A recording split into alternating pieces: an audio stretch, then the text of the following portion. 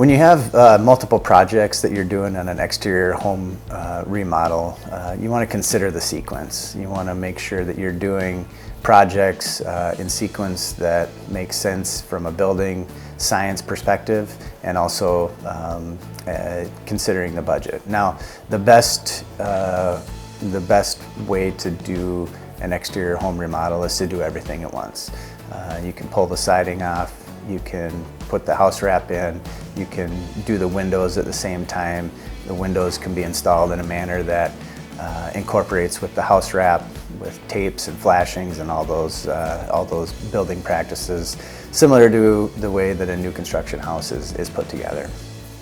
The big problem with doing that is the cost. To take on all that at one time is a lot to take on, and so sometimes when that's not feasible, the project that make sense to start with first would be to do the windows.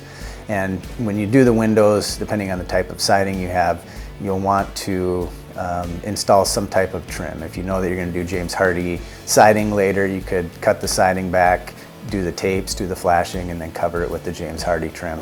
That way you're not doing any, you don't have to do any rework when it comes time to do the siding. You can pull the old siding off, the wrap is already there, and then you can install the new siding to the trim that you did when you did the windows.